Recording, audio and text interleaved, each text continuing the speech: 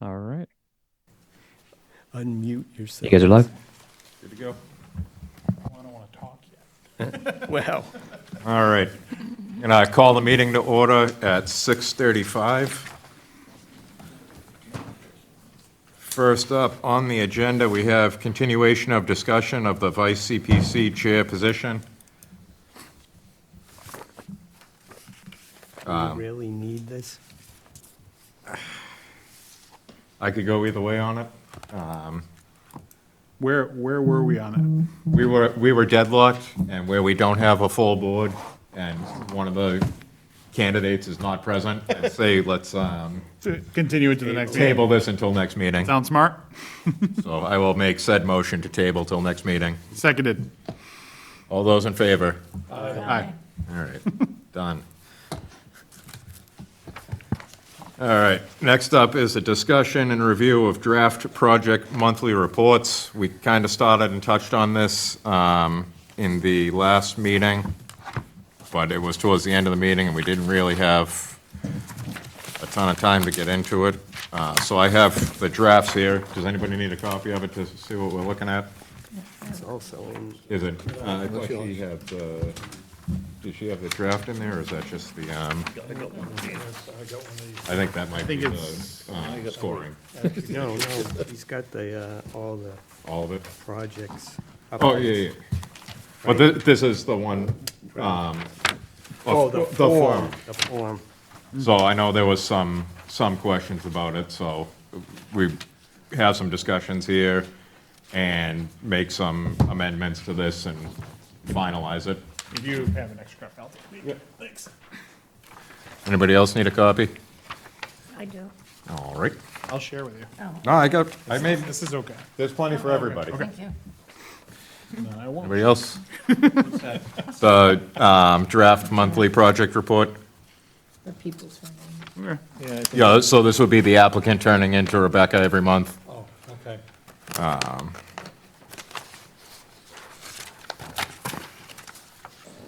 So I think as far as the progress update goes, we were all in agreement that that is a relevant thing to ask. There was some differences of opinion on the budget update. After speaking with Rebecca, she said, if we want to make that something that she fills in versus the project lead, then that's something we can certainly write in there. I believe it's 1,000% necessary to have that, just for transparency reasons. But I mean, I'm open to conversation if anybody has any input on it. So Rebecca would be best positioned to have the factual data versus Yeah. like any particular applicant who's kind of just sort of quarterbacking the thing. Yeah, she would have the particulars of exactly how many dollars and cents were spent and where they went. I mean, as long as it's not an undue burden on her to do that She stuff. was, She she was was, and she drafted this, so. Then, I mean, right. No, more transparency, more clarity about how these things are going is something that I think it'd be hard to argue against that. Yeah.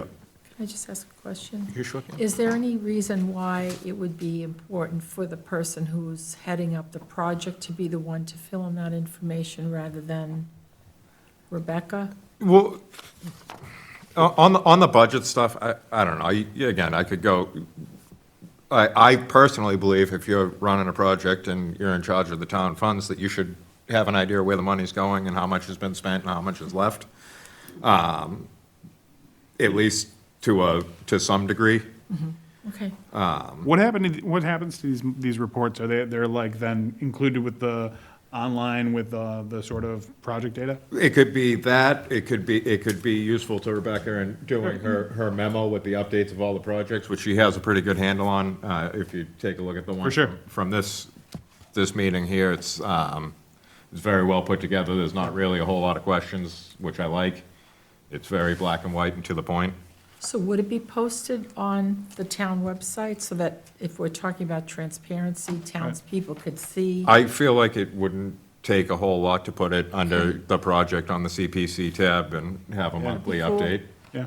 if that's something we want to do. Does anybody feel as though there's any more information or something that's not addressed on there that you would like addressed on a monthly basis? I mean, the only real thing about it is if you think of it in the aggregate, like, how much of a burden is it to complete the report versus how much benefit is it to provide it? And if we don't have some sort of really critical, like, okay, these things have to be, What- 6 pages of detailed information versus, I mean, versus a, This is a page. right. If So you it's can't a- fill this out in 5 minutes. No, then- that's what I mean. So if the concept is, you're filling in these little blurbs just to give everybody an idea what's going The- on, plus the dollars and cents piece of it, sounds My, like my it's not burdensome at all. My biggest part of this Yeah. was to kind of stop the projects from dying. Sure. Right, if you have to report every month, then At least it's in in mind. your head. Right, for sure. I get it.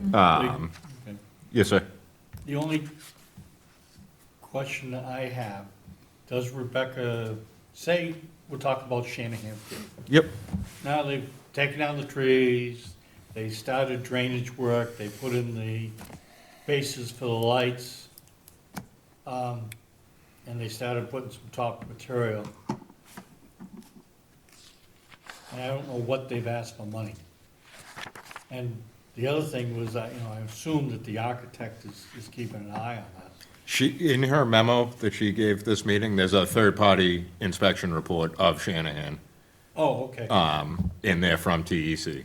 Okay, good, because I want to make sure that the town gets a full, when they're done, as-built, as far as elevations of drainage structures, so far, location, compaction tests on the material, to make sure that when the town keeps using it, all of a sudden we don't have ripples in the hot top. Because I want to make sure that the town gets what they're paying. Agreed. Sure, but this is really more about, what we're talking about right now is more about like, hey, what does any project have to do for any particular, to keep the balls rolling in each situation. So, Yeah, and so again- I agree with your Shanahan Field, thoughts, but this is, the topic here is, what are we gonna require people to do? And is it too burdensome? And I'm inclined to agree with you. I think, it's one page. You can, if you're running a project, you can have a quick call with Rebecca, hey, what are the exact dollars? And, Yeah, and again, if we want to make it so the budget is either filled out by the applicant or town administrator. As long as it's the applicant factual, doesn't know, I it don't doesn't- care, as long as right. the information's there. right. And, 100%. It's a good idea. yes, Mike? So I think it probably makes sense to have Rebecca fill out the budget update portion because often the person running the project may not know exactly what's been done. So they're going to ask Rebecca anyway. A lot of times, the projects I run, if something hasn't been done in a while, you kind of don't really remember where you were. So I would always check with her. So it probably makes sense if she tracks them and she has a good setup for tracking. So I don't think it's that much of a burden to have her do that. And the She's other in charge thing of is, procurement anyway, so, Yeah. so she would, it's in her bailiwick to do that everything stuff. goes through her, Right. you Right.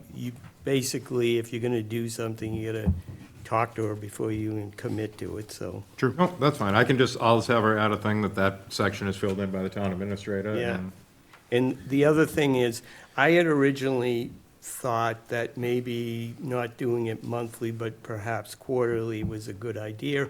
But I think we should go with the monthly for this year and let's see how it works. Yeah, Yeah, I mean, again, we meet monthly. I would like up-to-date information when we meet, because it's reasonable, yeah. again, we're talking a page, a sentence or two, it's not. Well, let's- And if the right. progress is, I haven't done anything, then just write, I haven't done Right, anything. right, It's fine, right, sure. but at least we know, where it stands. Yeah, it encourages people who are pushing these projects to be active, and that's a good thing. It provides transparency, which is a good thing, and it gives some clarity on budgeting, which is a good thing. So all those three interests are reasonable, make sense, and it's worth a try. Let's see what happens when we put it into practice. you know? Any other amendments, changes, additions, subtractions that anyone would like to see? Looks good.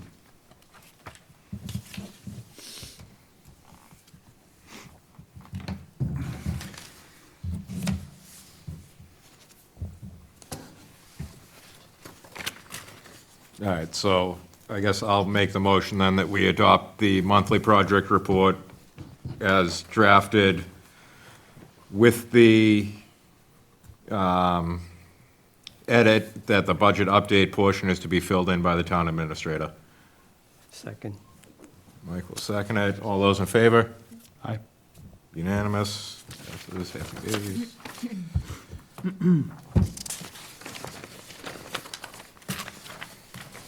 All right. Next up, discussion and review of drafts of the CPC project scoring and evaluating. It's in the town administrator memo. I believe it is somewheres in the middle is the draft version. I given it out to you guys last meeting as well. And these are, a scoring sheet for the projects as they come in, like we have tonight where we have the applications for the year. This would be just a scoring criteria as each of us goes through it, and then, to kind of see the relevance of the project and how it fits. What I don't understand is, how are we going to use this? So it These was, questions are all fine, and, you're giving points to each of those 12 scoring sections, but it's like, so are we gonna, how would we use it? That's why I don't Like, get is it. there a minimum score? Yeah, but or- how are we gonna do that? Yeah.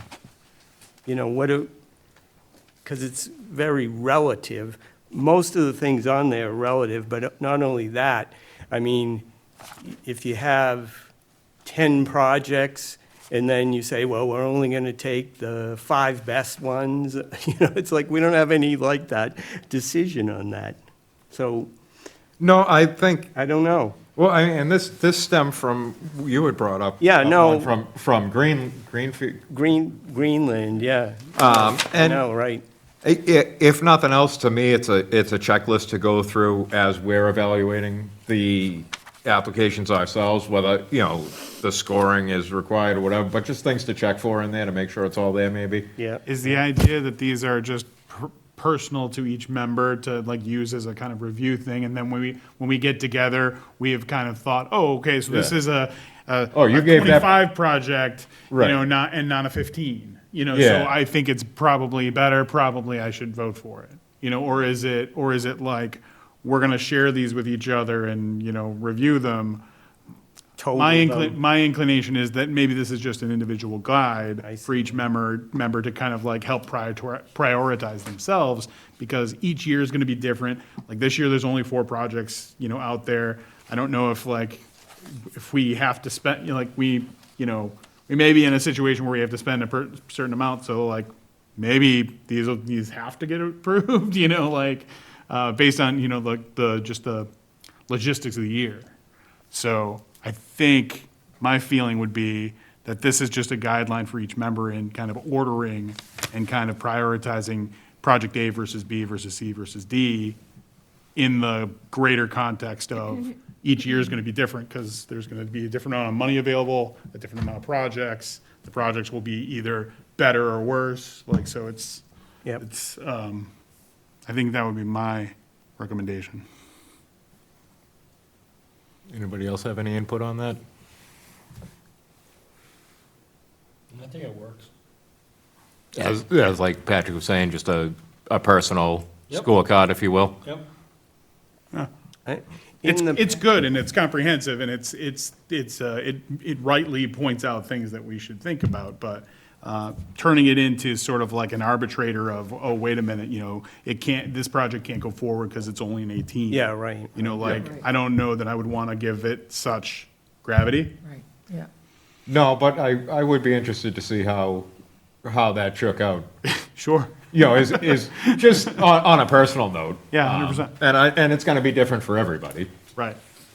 and that's fine. That's why there's 9 of us here. Yeah. In the past, things that haven't been funded are typically clearly not qualifying under CPA rules.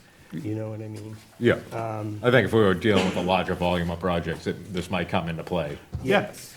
I mean, the most we've ever had is, at least 11, but I think there were even more than that one year, so, Were they all yours? no, no, no, no.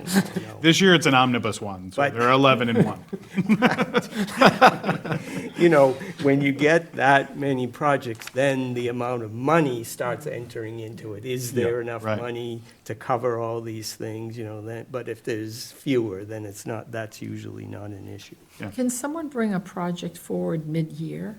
Or does it have to be in by January, whatever, So, yeah, December 31st? It had to be in by. It did. They can start working on a project for next year. Okay, so we don't expect to see any other projects coming forward this year? Not No. only do we don't expect, we We can't can't. consider.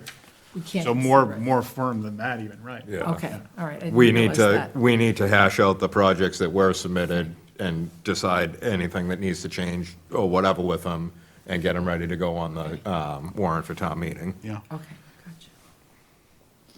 All right. but that's a really good question. All right, so on the draft scoring, I think we're just gonna call that personal use.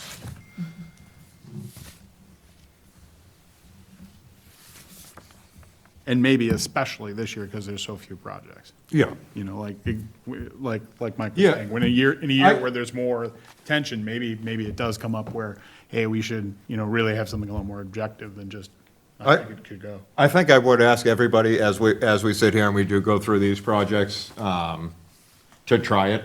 Yeah, And maybe we'll conversate again, yeah, as to how we think it worked out. You know, I think after we try, use it before you buy it. 100%. It's a- Because we it's a may smart look at it idea. and be like, this is just non-necessary, or there may be things that are really good about it. it's a smart idea and it's a good objective way to look at these, abstract projects. All right. All right, I'm good with that. Everybody good with that? Perfect. Moving on. Update from Kim on discussion with surrounding towns regarding the CPC administrator role. The floor is yours, sir. Okay, I've been around to several towns. Bradford does not have and has not used an administrative assistant. Merrimack does not have CPC. West Newbury had an admin assistant years ago. Now, if they have a big meeting, they think they're gonna need somebody to take some serious notes, they use a town employee that's volunteered to fill in. And Georgetown has no administrative assistant. They have an active CPC, but no administrative assistant. And Newbury, which also covers Byfield, doesn't have it. Are any of them interested in it? I was only talking to town clerks, Noted. Some, and nobody wants to open their wallet.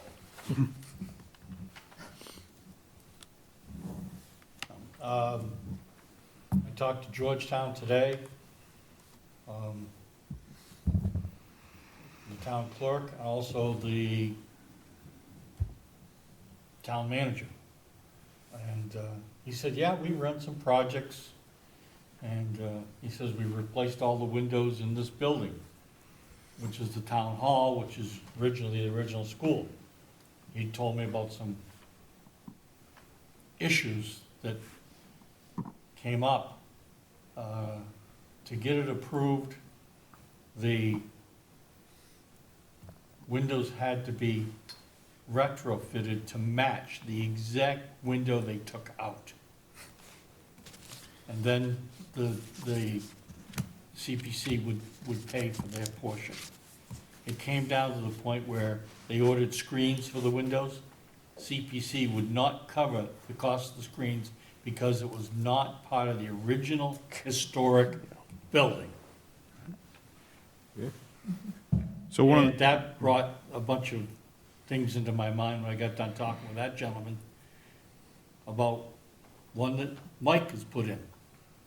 So, but we'll get to that when it comes up on the agenda. fair enough. So that's what I've got. I covered 4 towns and had information on the 5th town. So you didn't find anybody anywhere that was using an assistant, like on No. the regular? No, Yeah. Again, I don't know that we need, Rebecca has Annie, and they are more than willing to take on the work as the time stands. You know, we've got the senior tax work-off that's working on the minutes and some of the clerical stuff. We'll see how that pans out. I don't know. If one of those other towns was actively looking, and we could buddy up with them to, you know, get more hours to get a more qualified person, then maybe I would entertain it, but as far as I don't think it's a need. It sounds like most of those other towns don't think it's a need either, but, I found a couple rules in a couple towns. One town, if you're on the board, you're not allowed to submit a project. That doesn't make sense. Well, what they had was they had a previous chair that stacked the board, and only his projects got through. Where was that? Well, What town was that, Kim? Georgetown. well, So, we'd like to think that we're above board here and that we're trying to do things in a way that's fair and reasonable. Yeah. And nothing that I've seen in the months that I've been on this committee suggests anything other than no, that. no, same. And so I mean, I don't But think it's I a, just- I don't think that's the kind of thing that's a concern here, not now anyway. No, I agree. Yeah. I just was reiterating what was conveyed to me. Yeah, no, I understand. any more discussion on the administrator role? I think I'd like to hear more from Rebecca about why she thinks it's necessary, you know, given how similarly situated towns seem to be not really interested in it. I don't believe she thinks she says her office can handle it, she's not looking for it. I thought she was the one that proposed it. No, this was, I think she's kind of gone back and forth on it. it may have been before she had any. Well, then maybe Yeah. either way, to hear from her about how she feels about it now.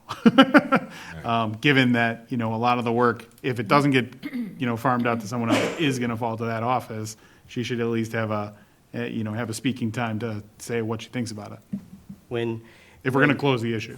when, you know, what happened was, she didn't understand, and we didn't know this, that you can't use split a town position for some weird reason about the CPA law. You can't pay a town employee with CPA funds. Yeah, or you can't have a person be part-time CPA and part-time planner or something. you Yeah. know. Couldn't we have like a student volunteer, like, you know, do like for credit or something like that? Like come in and just, you know, be a helper for a little bit, an unpaid intern type thing? I mean, again, Where we have you know, the money, we to the extent that, you know, that is whether we could find somebody who's interested and, you know, if it's allowed, those are all, you know, there are strict rules about what we can and can't do that I'm not familiar with everything, so, but, We could certainly look into it. If nothing else, it'll open the youth size up to town government. right, 100%. So, but Rebecca would have intelligent things to say about that, one way or the other. Before we close the issue, I would want to at least hear Yep. from her.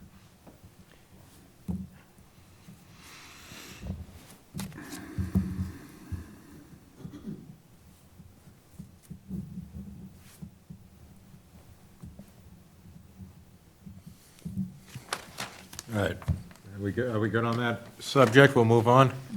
All right, so next up is an update from Ed on potential volunteers to take over the expired Vito project. Yeah, I spoke with Claire Walsh, and maybe Claire can address that. There is an active committee. And Claire, can you speak on that? Can we get you a microphone? Yeah, would you mind just coming up here and sit next to Patrick for a minute? Yeah, come on up. And the rule is you say where you're from and what your name is, and then have at it. Oh. Thank you.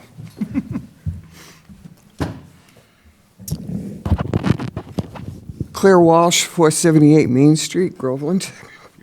As far as the veto goes, we were putzing along, thinking we were okay, with about, I don't know, $50-ish thousand to do the remaining little things that had to be done. They weren't little, but, and then all of a sudden we found out that there was no money because it had been, axed. So. Well, it expired. Well, usually what I had been doing each year was, well, for any project that I've been working on is just, saying, okay, we need more time. And that was it. But evidently, things got changed, and I didn't know about it, and I guess a few other people didn't know about it. So, I think we're all getting up to speed together. Yeah. okay. Takes a while. Sure. Yep. So you have people that are interested in continuing on the project? Oh, I'm sure they will be. I haven't talked to anybody since we found out that the money was gone. So, but we had some things that we were, going to do, and now we can't do them, so. So is the logistics then that they have to put together a proposal for 2026? So it could go either two ways. We can put this to town meeting for another extension, or scrap the project, But redo the lawyer it. said that we couldn't do that. That we couldn't. It has to go to town meeting to get extended. Okay. Or scrap the project and resubmit. How about if we go to town meeting and ask for an extension? All right, well, what I'm gonna ask you is, can you do the project that was voted on at town meeting for the same amount of money now as you could have done in 2017 when it was voted on? We'll have to, do some research. And we'll have to do it. When does the information have to go forward for the town meeting? February to decide, because that's when Yeah. the warrants will be due, so. What's the deadline for submission to get it on the warrant for the town It's meeting? like the end of February. So, Yeah. we gotta figure it out pretty quickly. Yeah, I'm just like, again, I'm concerned, and I tried to do some research and find the original stuff from when it was approved in 2017, and it's quite an extensive project. And, I do a little bit of construction here and there, and I'm looking at some of the line items and the money that's carried for it, and it just, there's no way it's gonna track. A difference of 8 years. What do you have specifically that was done? Nothing that was done, but when it was voted on, there's all kinds of drawings and everything, Quite a bit has been done. already. Yeah. I mean, there was electrical work done. There was some kind of work on the windows. Where does that stand? What, like, It was before I came into this. So we don't know. Well, it was So done. it was- I can find out specifically, I can get you a list specifically of what was done and what's left to be done. It sounds to me that there's a very short window to jerry-rig this into, this year. What seems like maybe to me the more prudent course is let's re-sit down, look at it in today dollars, propose it for 2026, and it will have wide support among the town because it is a beloved concept. I don't think anybody would be against it. I'm not against the project. I think it's a good use of the historic funds. 100%. I have the original But we don't even know. contract that was signed for that job, and We don't even know what's done or not done right now, and if we're trying to, ram it through at $2017, Yeah, it seems like we could do a better job well, prepping it for 20. Well, I just give you a for instance, right? I'm an Yeah. electrician. I do electrical work all day, every day. Install 6 new recess cans, a 12-foot track with 8 track heads, an 8-foot track with 4 track heads, all switched A lot separate. of that electrical work was done, if not all of it. But we don't even know. But as we how? sit here, right? Well, it was a $55,000 project, You know, you can And throw there is- figures out at me and, you know, go through the list, but I'm not sure. No, because I came just, into this I'm not, part- I'm not part coming way. at you. Right, right. I'm just making a statement. Okay, All that electrical work for $2,300. You can't even buy the pots today for $2,300, You let can't alone do pay anything prevailing for- wage to have it done. What I'm saying is, this is a project that and I think every member on this board would like to see get accomplished and get accomplished right. So if the idea is it's underfunded and incomplete, well, we need to find out where it is, first of all. And if we were gonna try to ram something through, on the town meeting, well, somebody better get to step in, because we have like one meeting between now and then to even talk about, right? so, So to me, the more prudent course is to really, game plan this thing out and get it done, like capital D done in 2026. And, everybody on this board, I think, is in strong support of this project happening. We just want to make sure it gets done right and with a good budget and, like. Well, we had paid $2,800 for design drawings and everything, and all that's paid, and the design drawings were done. Sure. yeah. But I don't see how any work has been done when it was a There $55,000 was a lot- project. There was a and- lot of work done. Right. We don't Okay. even know what that looks like. But Can, there was a $55,000 project, and there's $53,000 left in the budget. So how much work was done for $2,000? Right. It just, is it possible to just approve what's there or what we think is there? Yeah. And do as much as we can that's left? I mean, we've got to do some homework before we say, This is why they should wait till 2026, because we It's- don't know we don't know what things cost, nobody's budgeted anything out, we don't even know what's been done. And then, okay, maybe what I would say is, come back at the next meeting and have something really comprehensive. And then if it's comprehensive enough, then we can try to get it through town meeting. But if, we don't have somebody that's really ready to run with the project and hiring contractors and doing the work and, setting a real timeframe, like, the better move is to get this thing teed up really nicely and have a very comprehensive, hey, this was exactly what it'll cost for 2026. I mean, and that's kind of where I land on this, is I think we should close the project. The design's already done and paid for under a separate project. Get it rebid, come back for 2026, and ask Do for it the in money to do it. 2026, and it'll be more money. I'm sure. But it's, 26. I'm sure it will. So But could we have until the next meeting to get our ducks in a row? I'll. Okay? Yeah, that's fair. And just work with us a little bit here? Yeah, no, So that we can get done as much as we can with what's there, well, if it's approved. we can't do anything because the money's expired. You can't spend any of Yeah, it. you can't be I working just on the said project if it's money-wise. approved. Well, no, but we can't approve it I, until we know what the status is and what the real request is. and we can't approve the money to say, go spend all this money and do as much as you can. The town voted on a project to be done as such, a museum-quality Yeah. room for this veto. If you can't build a museum-quality room for that much money, then it's gonna have to get resubmitted. I think Rebecca probably has most of the information that we're looking for. I don't believe she does, because I asked for it, and When did you ask for it? Recently? last week. Okay. Well, what I would say is, I mean. I'm come back- fine- I'm come back fine next waiting till next meeting. Right? But we, at that point, are gonna have to be deciding, if we're gonna submit it to town meeting, right? Yeah. So I mean, that's fine. I'll put it on the agenda for the February Okay, meeting, that'd be great. and if you can get it done for that, and then I will push you right up there and get you an extension, but So Okay, I thank you. think the things we need are confirmation that the budget as given is sufficient to complete the project, a listing of what has already been done and what is left to do, and a breakdown of how much that costs and, how that'll get done, right? In order to have sufficient information to say, okay, yes, if we extend this, then it actually will get done that way. Does that make sense?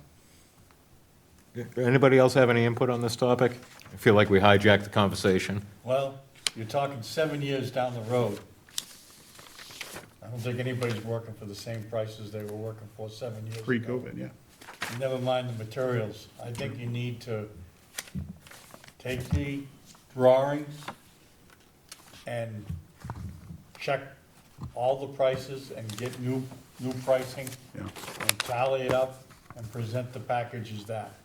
Because if you're gonna get a bid for somebody that's not gonna do the project until 2026, and we're in January of 2025, they're gonna put in a cushion factor into that and everything else, so. Yeah. It's not gonna be even close to that original sum. So we think it's pretty futile. It's gonna be double. So then why would, I mean, sure, come next meeting and see what you can do. Yeah, no, I want to give you the opportunity to do it, but But it seems unlikely that, okay. any other comments, input, theories? All right, so we'll hold that over till the February meeting. Claire, if you want to report back, thank you, Thank you. and we'll go from there.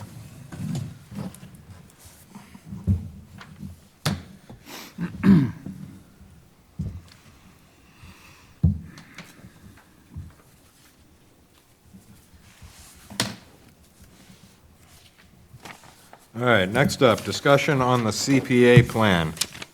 So this came out of Stuart's presentation last meeting, and turns out that we didn't have one, so Mike has gone and prepared one. Rebecca is also working on one. So I guess this is more, does anybody need a copy? I could use a copy.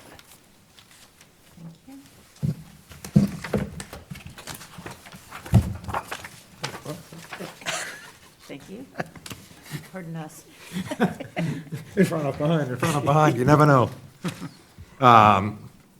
So this is obviously a lot to digest, and I don't think we're gonna do a whole ton with it.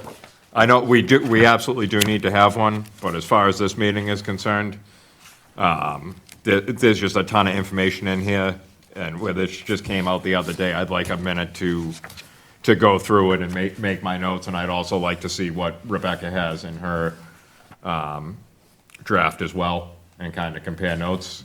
So motion to table this to next meeting. Please, everyone read this and have some thoughts about it for then. Yes, that would be, I will second that. Perfect. Any more conversation? All those in favor? All righty.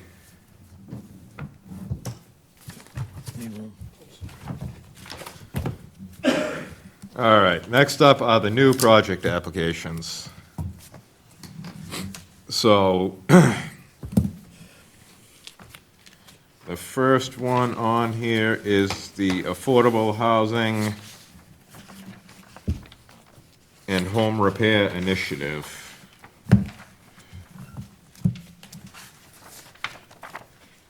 So I wanted to just kind of bat these around and just get first takes from everybody. Again, I know we just got them out to you last week, and there's, again, a lot of stuff to go through. This one, to me, was pretty black and white. This, I feel, an absolute need. It allows us to use the inclusionary zoning bylaw funds, and it opens up us to do something with the affordable housing money that we have set aside. Can we get paper copies of these? Ask and you shall receive. I know that everybody was required to submit enough for everybody, so. Yeah.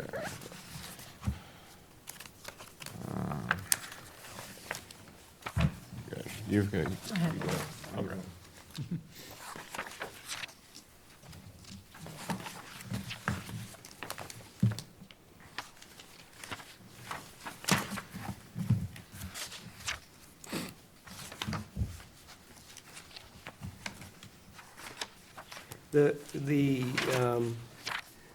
The only thing that I'm somewhat a little wary about, and not necessarily saying that it's not a good idea, is, you know, hiring a consultant is good, but what do we get out of it? You know, I think we have to make sure that we're getting something actionable to be done. If you look at the summary, it tells you exactly what they're gonna, towards the end, Yeah, it tells you exactly what we're gonna get for that money. yeah, no, I understand that, but we've been through this before with affordable housing. And so I think that this one is pretty specific. And also the fact that we have Rebecca running it Yeah. is to an advantage. So I'm not overly concerned about this proposal as much as I would be if those things weren't in place. True. Because it's easy to hire, you know, I mean, that's always the Yeah, the but, gripe with the government is, you know, put a commission together or hire a consultant. believe It's me, like, where do you go with it Well, after if we they're had, if done? we had done this repeatedly and, you know, had spent those $20,000 three times over, I think I'd be inclined to agree, but this seems like, you know, a new expenditure for kind of a new concept, and I Well- agree with you in the sense that if Rebecca's running it, then it's at least going to be, handled, you know, in a way that's professional and appropriate. And so, should give us yield something that's usable downstream. well, it provides us the framework to be able to even spend this money. Right now, you know, we had the affordable housing, and we had to cancel it and put the $500,000 back Right. because this didn't exist. So, right, so again, this gives us options. More options are better, you know, if we can make our dollars stretch, and this is, you know, the idea is to be able to use money that we would not otherwise be able to use, then this is a smart application of CPA funds. Yes, sir. I read through it lightly. For this novice here, me, what is the inclusionary zoning bylaw funds? So if you Is that build, another pocket of money that's Yes. sitting somewhere? if you build a apartment building in town, and in lieu of having affordable housing units, you can make a payment to the town. Okay, That town goes into the fund, or that money then goes into the fund, and then can be used for affordable housing purposes. For other resources, yeah. Yes. How long has this existed, and how much, does anybody know what kind of money's in it? Yeah, there's about $1 million in there. But we Yeah. can't touch it or use it Yeah, we until don't- this framework exists. We don't know how to use it. But we don't until we develop a framework. Well, Yes. are you talking, there's $1 million in the CPC one? Yeah, but there's also $1 million. In the inclusionary, yeah. Yes, and until you can only use it, the only way to use it is either by the Groveland Housing Authority doing it, or we set up a municipal affordable trust, affordable housing trust. And so I think that's Which is probably- what this does. Yes, and that's probably Rebecca's idea, because the Housing Authority just haven't been able to get it together to help us out. Okay, well, I've been on the Groveland Housing Authority for a few years, and nobody's ever mentioned it among all our committee people. Yeah, well. This see, is one of the that's- beautiful things about how this particular board is trying to say the buck stops here. We're gonna start Oh, being, I we're gonna start being absolutely accountable. agree. Yeah, and so, There's actually a letter of support from the Groveland Housing Authority Director at the end of you it. may be Yeah, aware. well, I had another issue with that, is the fact that the. Is there two Groveland Housing Authorities? Is there like you guys and then Groveland Housing, like, no, dead Okay, serious. Groveland Housing Authority has 5 members. There's 3 elected, 1 is a member of that lives over there, and 1 is the state-appointed person. Okay, I'm the state-appointed person. who is Clara Vargas in this? Okay.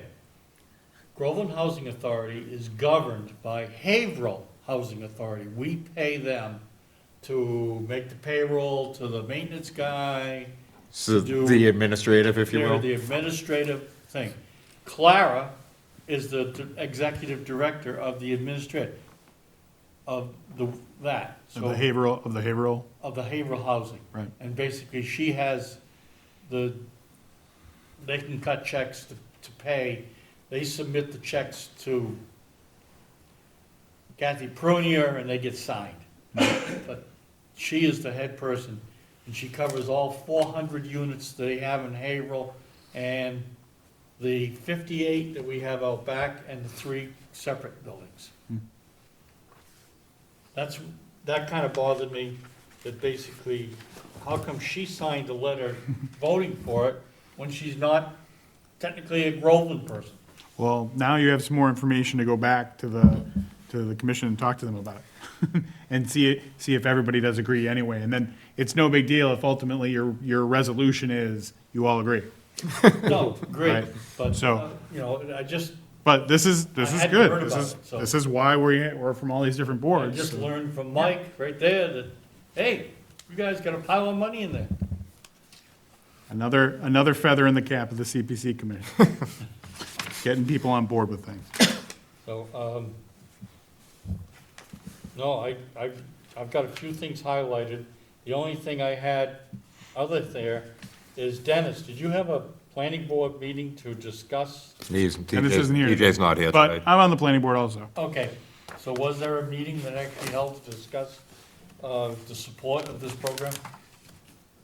I've got a letter Well, saying yes. as I sit here now, not consulting notes or anything, and I've been, in several meetings that have talked about the affordable housing, I feel like I've heard about it somewhere, but whether it was in a planning board meeting or in the planning board meeting that was joint with the select board, it is certainly something that's been brought up. Okay, So, well, that's. I think the answer to that question is yes. Okay, that takes care of all my highlighted sections on this particular. I mean, brass tacks, if this is a thing that provides us access to more money that we are already holding but not able to use, like, it is then a no It brainer. puts the program in place. To me, it was a no-brainer. Right. So So, I it mean, puts a program in so- place to use the money and our affordable housing money as well. I guess let me ask it this way. Is there anyone that has any sort of feeling of opposition toward this? Or any more information or anything? Ed, do you have any pro-con thoughts about that particular proposal? No, I think it's a worthwhile project. Yeah, But, okay, And they're looking for $20,000. right. I don't know if that's enough, but it'll get started. Well, if that's what's requested, and then later, maybe they need to re-up next year for an additional, but the point is, if it's getting the ball rolling in a way that helps us better manage our funds, I mean, I know some of you pretty well, and I think we're all in favor of that. yep. Any other conversation on that one? I'm going to hold the votes on these till after, Sure. we can hash out if there's any questions. In the meantime, if you guys want to get them to me, I can get them to the applicant. Sure. We can ask the applicant to come in at the next meeting Yeah, and answer questions if there's, Sure. something that can't be done. Yeah. All right, cool, so that's that one. Next up, 46 Washington Street, Historic Mill Building. Mike, you want to give us a Yeah, quick little if you can overview? Give me the copies of, Oh, sorry about that. I mean, we have the paper, I'm working on it. There's so much paper. yeah. This one was only 23 pages. My wife crunked at me when she got done printing it.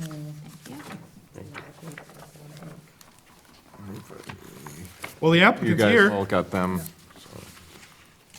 Do you want to talk about this project?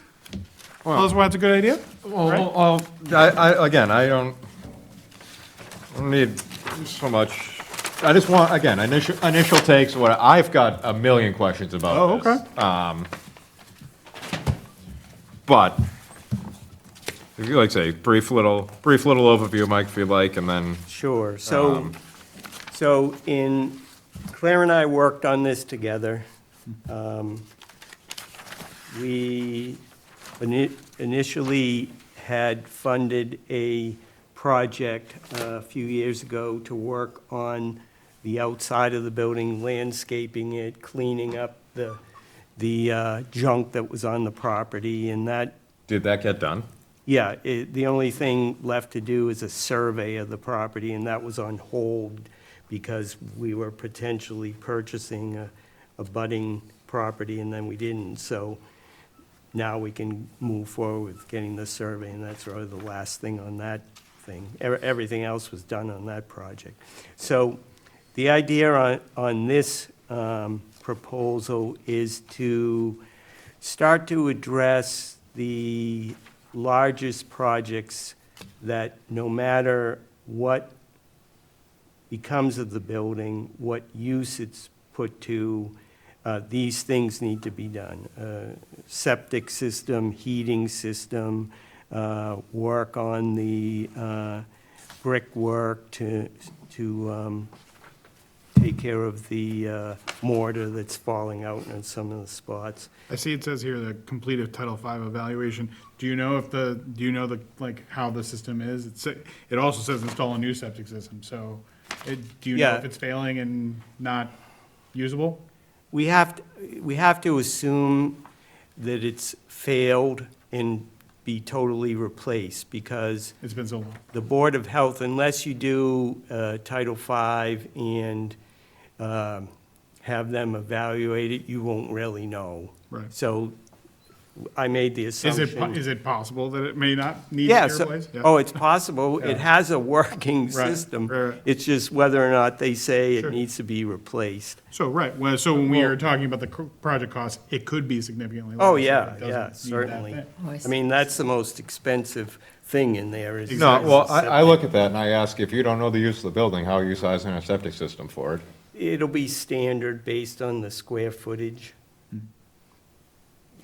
Okay, I Good. went and talked to the water department. They said, hey, what'd you leave behind? And are you guys still in charge of the building? No, we gave it back to the town. Yeah, And I said, okay.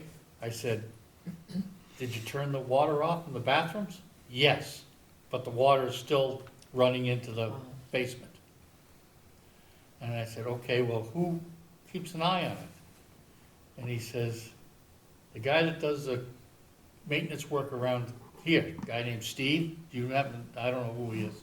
I didn't have a chance to come down and try and, he says, yeah, he stops by every now and then, make sure the doors are still shut and so forth. I said, well, how's it doing? Well, he says, the basement stinks because when we were there, we were in and out all the time, we always changed the air. So, he says, it's a little nasty. And I said, okay, what else? Well, we put a new roof on it 5 years ago, 5 or 8 years ago. So it's got a nice, good roof.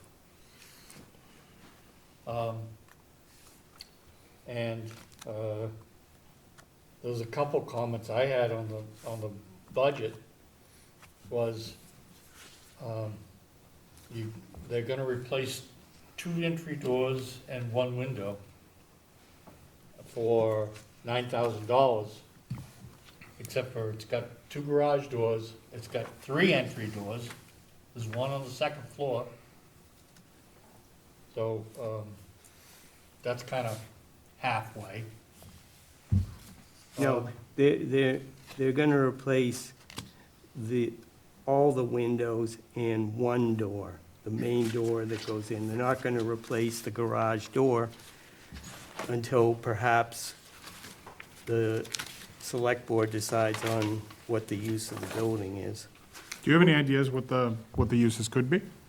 Well, the Historical Society has put this proposal in. The Historical Society has some designs on what they would like to use it for, but it hasn't been approved by the Select Board. The Select Board is not sure what they want to do with it, and so the chair wanted to hold off until this proposal is brought to them before they start to discuss what the use of it is and if it's going to be under the Historical Society or not. Will it be helpful to us in voting for or against it, what if, people have like some concepts. Like if there are 3 or 4 different ideas about what it might look like, that would kind of help us to say, okay, well, CPC projects have to be these sorts of things and whatnot, and further these goals and. Well, but again, see, this proposal only addresses things that pretty much, regardless of what you were gonna use it for, need to be done. The heating system is failing, it's working, but it's failing, it needs to be replaced. The masonry needs to be Sure. worked on. One of the criterion about how we evaluate things is what is the town gonna get out of it?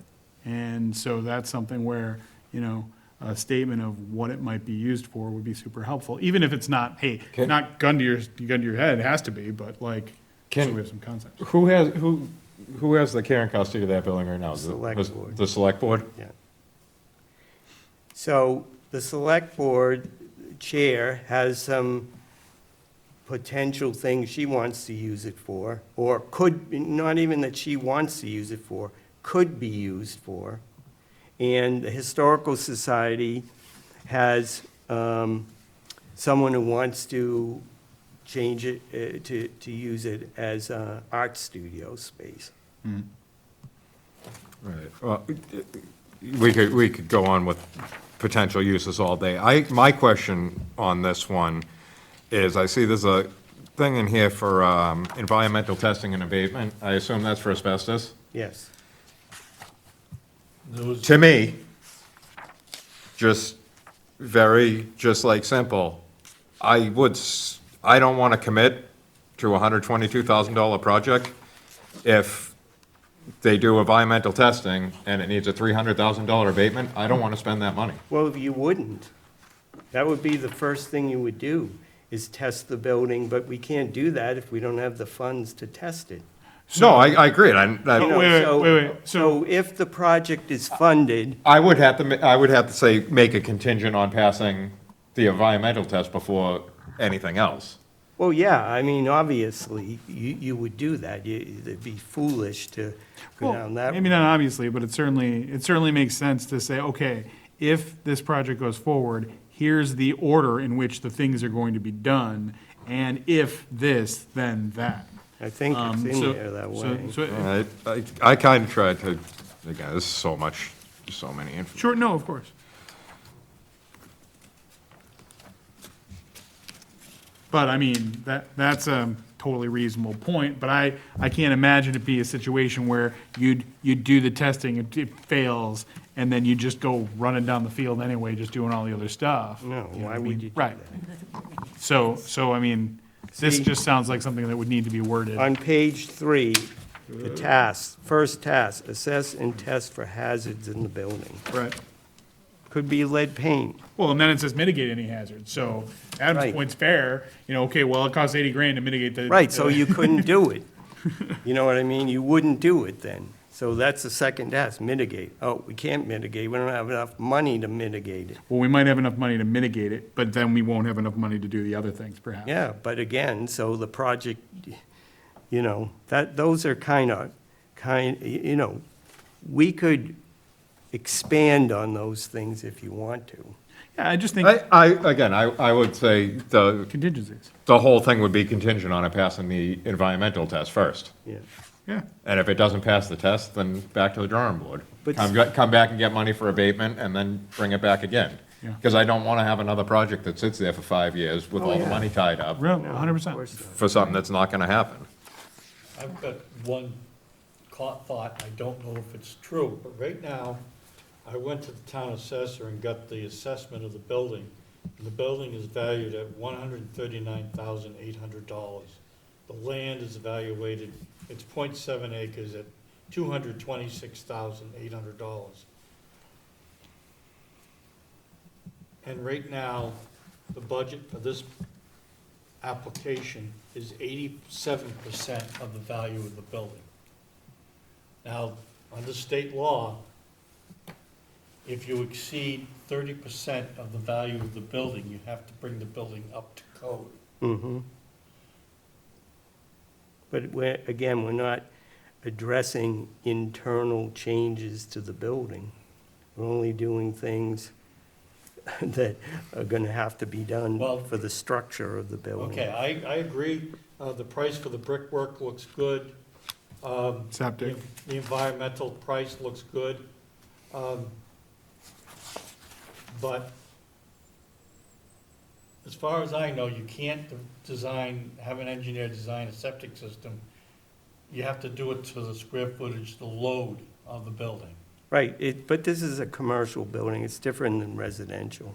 Yeah. Residential goes by the number of bathrooms, bedrooms. No, Oh, sure, yeah, but no. if you put a commercial kitchen in that, you're talking a whole different thing than one toilet for the water department employees to use. Right, So then, the other thing, Can you, just for, my edification and anyone else who doesn't know the rules maybe as well as you, can you give me chapter and verse on on that rule that you said the state requires? There's gotta be a yeah, statute or there or is. some reg. We run into it. I just Can you, finished up. can you just provide it to me, I to just the board? finished up 7 years on the No, I believe you. Nantucket the high school. Sure, And basically, we had a couple of estimates done. yeah, And because the schools are not evaluated by towns, they're evaluated by the state.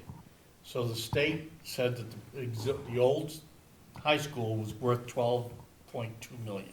sure. If you spent more than 3.4 million, which was 30%, you were Yeah. exceeding that. To bring the building up to code, using the latest 10th Right, edition requirements. building code, Sure, was $78 million. yeah, So what I'm saying here is, I talked to the building inspector, and he says, well, before I give a permit, he says, I'm gonna wanna make sure that it's ADA accessible. So there's nothing in here about that. I asked, the water department, how's the electrical? Well, we got a few electrical boxes kicking around here and there. And so I think, that if I find out from the building inspector the line and address of the code, that, you're looking at several hundreds of thousands of dollars to bring that up to code. so, Kim. Is there a sprinkler system in the building now? no, And you'd have to make it ADA compliant, so that means you have to put an elevator in. Basement, first floor, second floor. well, that's if you were gonna use all 3 floors immediately. You're not gonna have to put an elevator in before you, do some of these Depending other what- repairs. Depending what you have. Well, to right, use. but the. No, but I don't wanna get tied Right. into, we did $150,000 worth of work to this thing, now we needs another $500,000 elevator. $800,000 to make it, It's- So, I don't wanna, basically, it was very clear on page 2, it says, this grant will start the renovation. I Yes. totally agree, Yes, Yeah. but, I don't know, I agree, we ought to get it environmentally checked. Maybe write a thing for the $7,000 to have the company come in and do it. And then figure out where to go from there, but, to commit $122,000, I'm leery. So, and this goes back to, my initial question about this, where if this is foundational work and things like that, and then presumably there'll be more work of some kind, and you're not gonna tell us what it's gonna be, and you're not gonna tell us what you're gonna need to spend downstream, and, let's say everything goes, according to Hoyle, and you're able to spend the 120 and get all those things done, but we still have a situation, we don't know what we're gonna use it for, we don't know how the community is gonna benefit from it, and all that sort of stuff, then it's, I'd rather have a project, okay, this is a $1 million project, and we're gonna turn this into, like a museum that will be the last mill in Groveland, or We'll put the something. veto in there and 2 birds, 1 stone. Well, I mean, or whatever, but the point is, what you're doing is you're saying, okay, well, let's do this little piece, and then there's gonna be more, but we can't, we're not forward-looking about enough. And I'm not, blasting anybody about anything, but we're all being penny wise about, penny wise and hopefully pound wise about, how we're gonna spend money. It would be helpful to have a more clear idea of the ultimate direction of the thing. Because then you can say, okay, if this is gonna be a community center, then maybe 800 grand is okay down, like soup to nuts. Maybe it's a different situation if it's gonna be where our seniors collaborate every weekend, or, whatever we decide to do. But to say, well, there's like 6 different ways it could go, and, like, let's try 100 grand to see what happens, like. And this is exactly what I'm skeptical of as well. No, I understand. But I mean, conceptually, the idea of preserving our last mill, like, I can get behind that at some price, but it's. There's too many unknowns.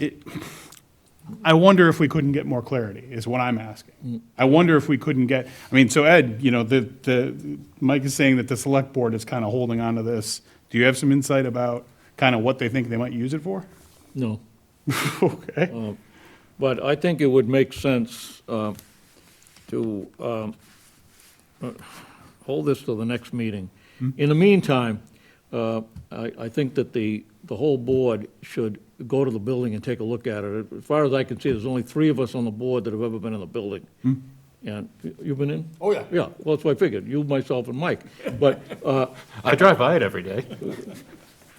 but I think it would make sense to take a look at the building. You get some, throw around some ideas, and I think between now and the next meeting, we should be able to schedule a time in the daylight that we could go along and take a look at it. And just, rather than the way what other people have mentioned about it, is look for ourselves. Well, you've been there. What do you think? As far as What it could be used for and how it might benefit the town to spend Well, a big chunk of cash on it? well, the last I knew, the 3rd floor was supposed to be used for storage for one of the schools.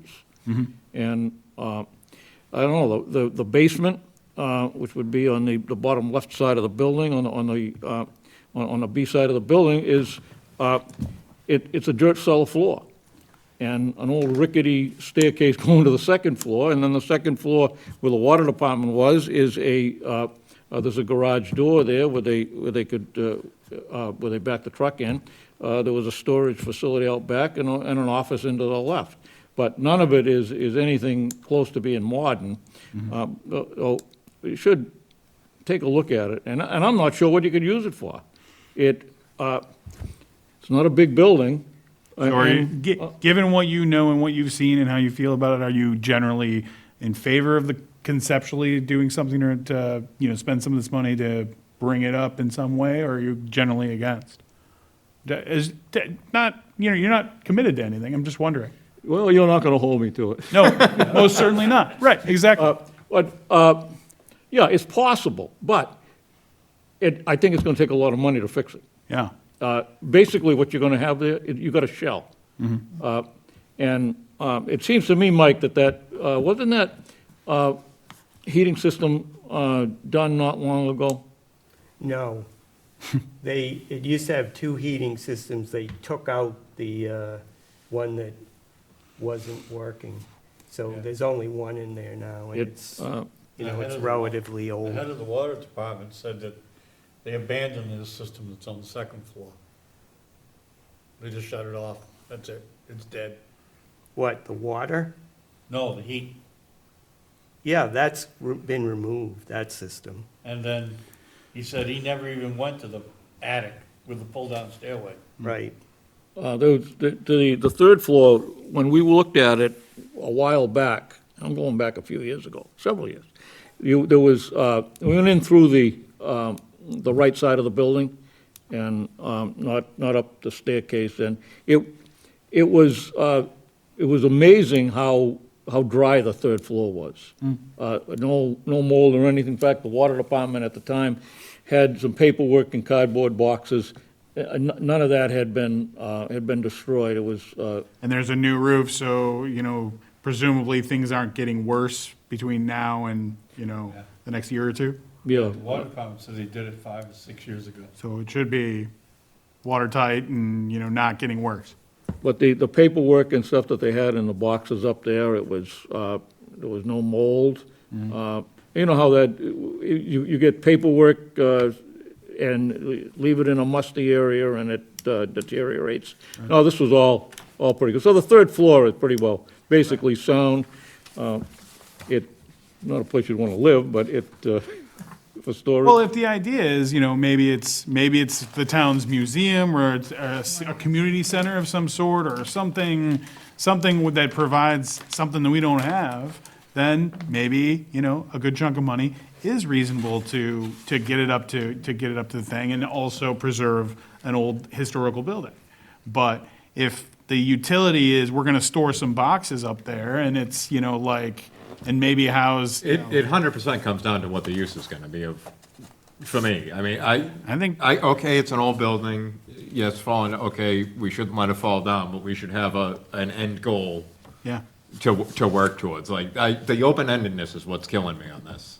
All Because right. it could be another $1 million, or it could be another $100,000, and nobody, Well, and I mean, and it's all gonna and the depend on what the utility, use is. and the utility to the community is the real question here, you know, so. Yeah. Like I said, if it's storage for boxes, that's not, you know, that's not the kind of thing that I don't we think really. taxpayer wants to spend it. No, and But if it's a museum and the veto tub goes in there, maybe, like you said, or whatever, you know, like, maybe there's a use that makes it, this is a uniquely Groveland thing, and, you know, like, we can be really proud of it, like, you know, Well- there are things that would, you know, light me up as far as, You know, tour of the building, and I think once you get there, you realize it's a small building. I think that's a great idea, and, Yeah.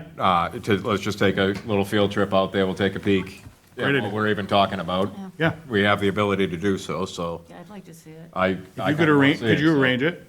Yeah, I'll, And I think we should have Claire from the Historical Society. She's probably been in there lately, She's the proponent, she should be there, yeah. tour guide? twice. Okay. What's the square footage of it? 4,500 square feet. 22, 4,500 square feet, 4,500. 1,500 per floor. Okay. So can I, Mr. Chair, can I address some of what's been said?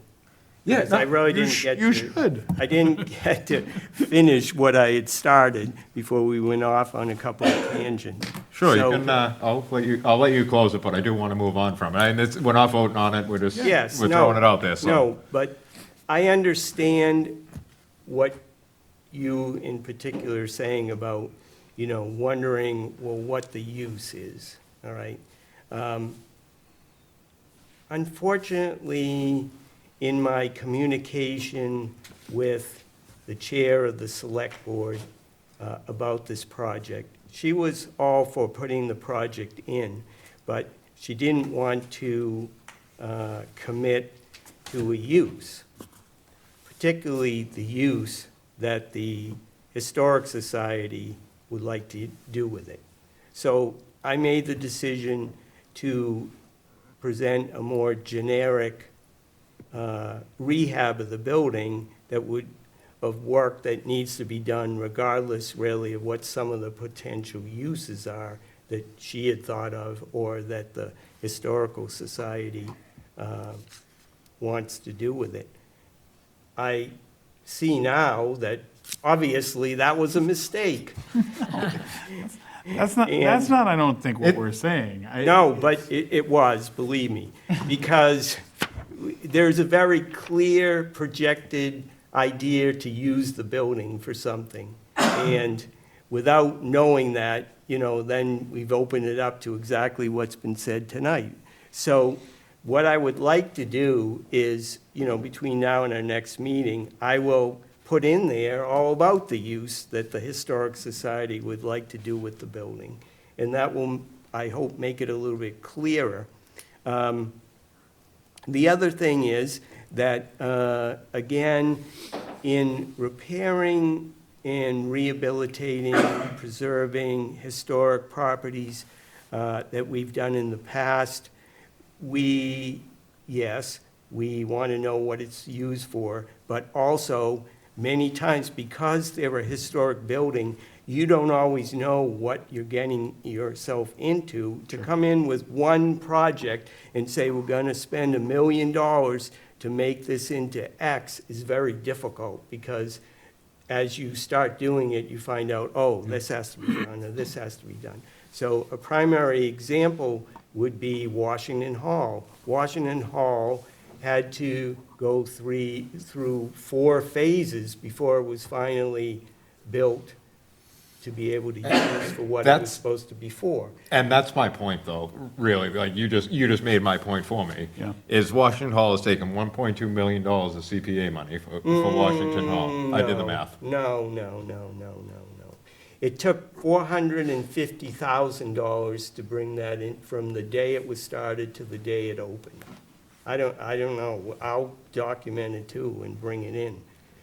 And, Let me rephrase, because I don't want to, $1.2 million of money was committed to it. Whether it was all spent or not, I don't know. But that is the approved projects from the town meeting and the values that were on them from the warrants. $1.2 million. that's not it. I'll bring them in too. But the point is, again, that the project worked. It went from start to finish. It did work, and it was a useful project. It saved the building, and the building is being used by the town. People are benefiting from it. And so I believe the same thing can happen with this building, particularly with the direction of the Historical Society.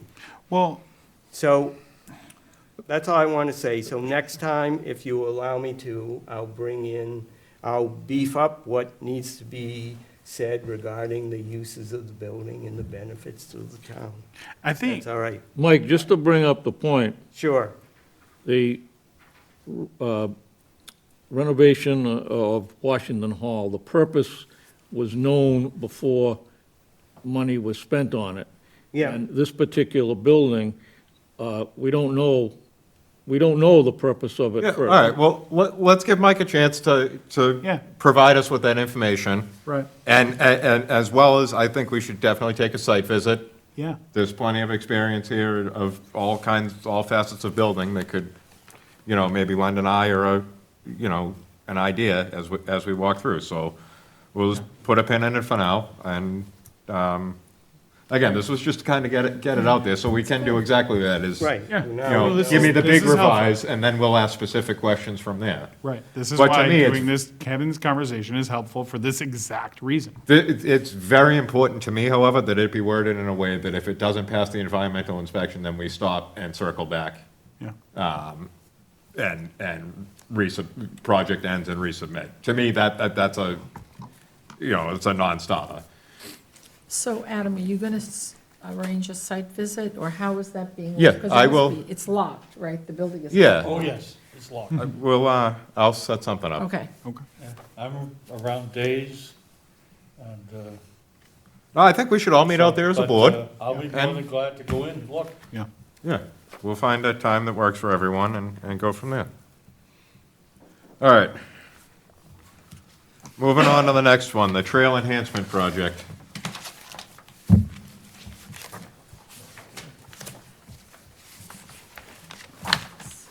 Everybody got a copy? Perfect.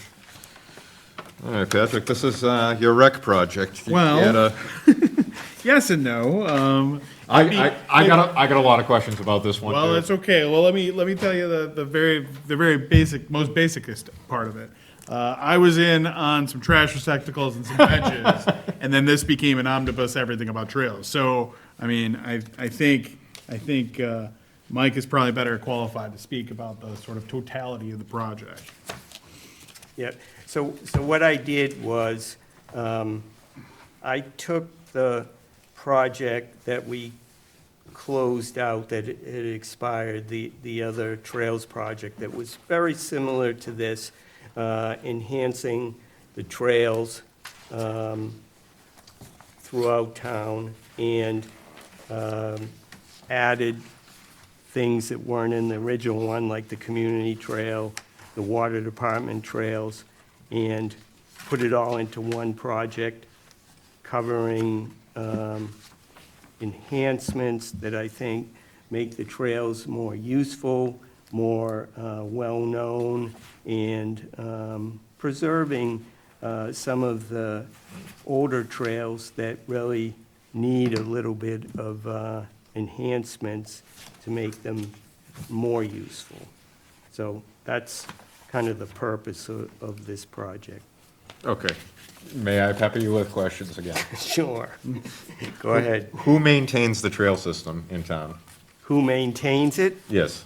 When you say maintain it, what do you mean maintain it? Keeps the trails clear, picks up dead branches. Yeah. Picks up trash that people leave out It there. depends on which trail you're talking about.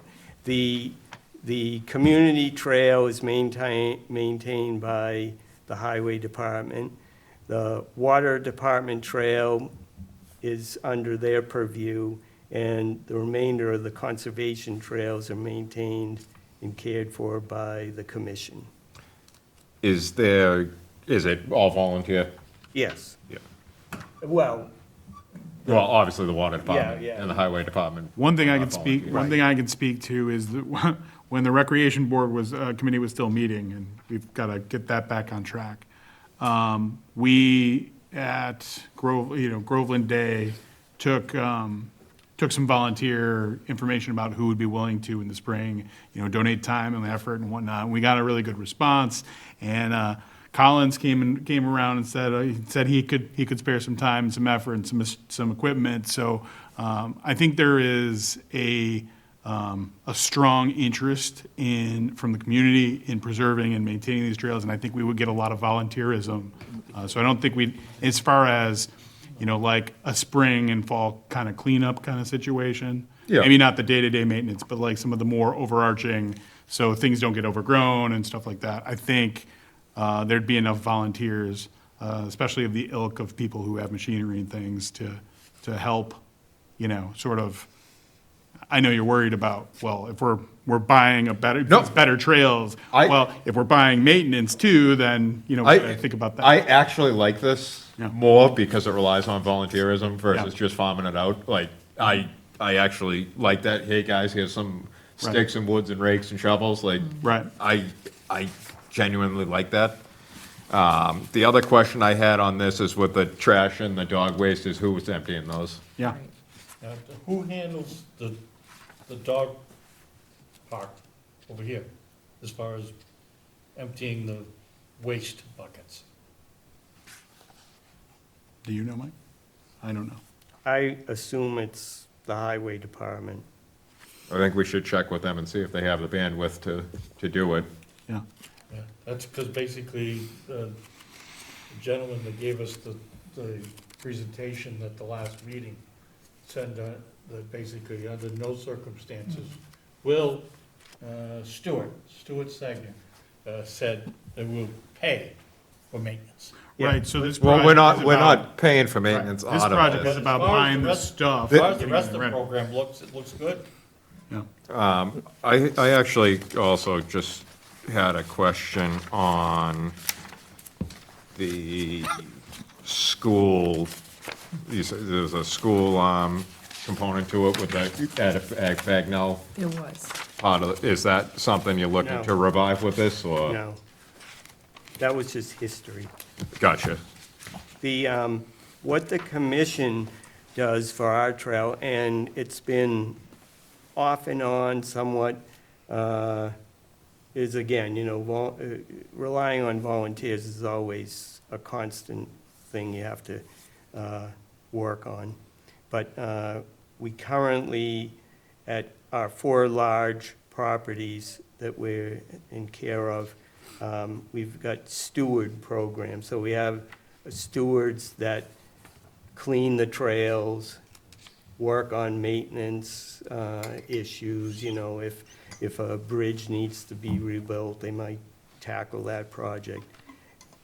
All of the work that we've done on the trails, conservation trails over the years, has been by volunteers, which is really pretty cool when you think about it. So we've got stewards at the Meadow Pond, VZ Park, and Town Forest. And so the needs that those stewards then have our equipment. And so that's what some of is going to be provided by this proposal is equipment, lumber to build replacement or new bridges, Just a- signage, that, all the tools and things that they're going to use during their steward program. But to Kim's point. Logistical but question To Kim's on that. point, Yep. this is infrastructure, the money, the CPA Yeah. money is for infrastructure, not maintenance. Yeah, So that's the- Just a logistical thing, where is all this tools and equipment stored? where is it stored? Up at VZ Park in our garage up there. Okay. And obviously, we're not gonna No. buy this stuff all at once. Okay. Adam? I didn't, yes, sir. In reference to the rail trail, when that, which is about 2 miles long from Main Street out to School Street, and I asked about the maintenance, because you've got, along the edges have to be weed whacked to keep the weeds down. Well, last year, and they said they were going to rely on volunteers. And like Mike just said, you can't completely rely on the volunteers. Well, last year, I got a couple of complaints about the brush growing out into the rail trail. So I walked the whole trail. And there was, actually, half of the trail was blocked by brush that was growing over, and it was particularly from the entrance on Main Street. It wasn't too far up. On the right-hand side, there was weeds or brush growing over half the rail trail. And another complaint that I had got was down towards the King Street end where the Mass Electric substation is. There was a shrub down there and the first guy that complained about it, there was a shrub down there. He says, as I was getting closer, he says, I thought it was a Christmas tree with decorations on it, but it was dog waste bags that they threw into the shrubs, and it looked like a Christmas tree with ornaments on it. Well, that's what he said. Well, I thought that was a little absurd till I walked down there, and that's exactly what it was. Well, this is one of the reasons why some of the infrastructure is like dog waste receptacles, benches for people to hang out, so that it's That's fine. it's more usable. But who's going to empty it? You can't keep taxing the highway department and getting them to go out there. You only have 4 guys. They got other work to do, and we keep a lot of these different projects. If you read the project that we've had in the past, maintenance to be done by the highway department. They only have so much time. They're 4 guys. They're taxed as it is right now. Sure. So there's got to be some kind of a mechanism to give them additional help. And so they had to go out on the rail trail last year and weed whack. Now, there's 2 miles, so 2 miles out and 2 miles back, there's 4 miles. It's taken their time away from other projects. So when these projects are approved, and some of them they're pretty good projects, but there's got to be a maintenance factor, and you can't keep expecting the highway to do it.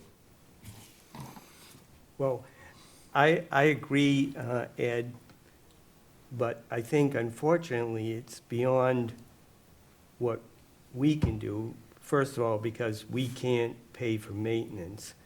But second of all, regardless of whether we fund this project or any other projects, there's always going to be ongoing maintenance that's required. We've got 3 new playgrounds in town. We've got parks. We've got other areas besides even these trails. The pines all require regular maintenance. And I think it's to the point where someday a plan will have to be put out there to figure out how to cover that maintenance, whether it's, coming up with a Parks and Recreation Department or something, but, it needs to be addressed.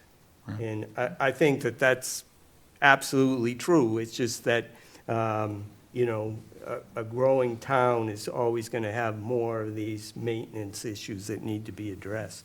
Well, and the other point is, you can't have it both ways. You can't be mad about the dog waste and then be mad about the people that clean it up.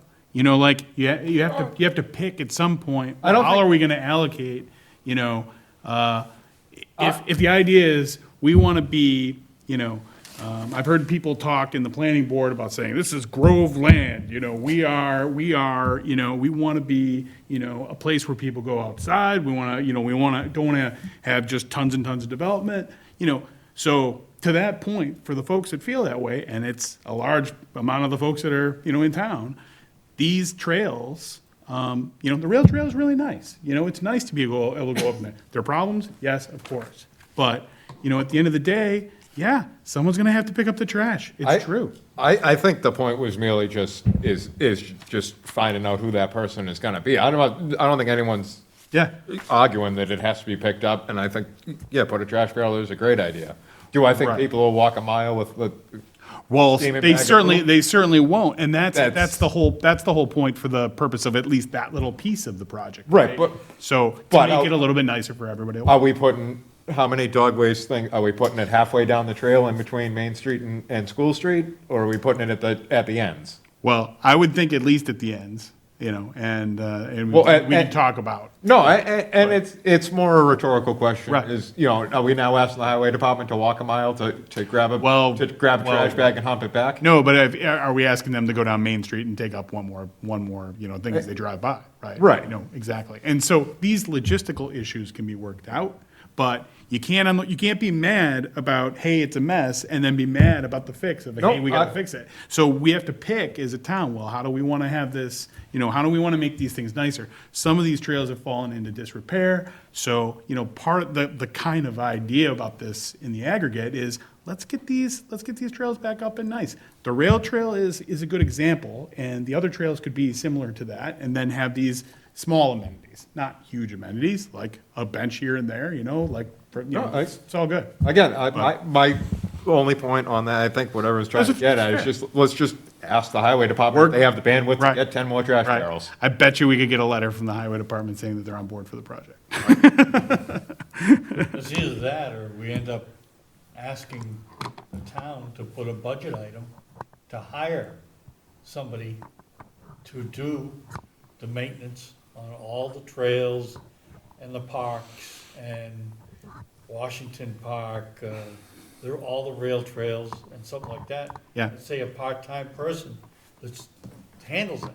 Yeah, maybe. I mean, Because- the logistics have to get worked out. I agree with you with that. But whether this project goes forward or it doesn't, that's still a question that is an important question to get asked, you know, about like these kind of projects in general. And it should be someone, yeah, you're right. And the more normalized it is, the better, because then we don't have to ask the question of who's here, but not, the water department here, but the highway department there. Like, you know, like it might make sense to sort of figure something out like that. I actually have another question that I just don't know the answer. Sure.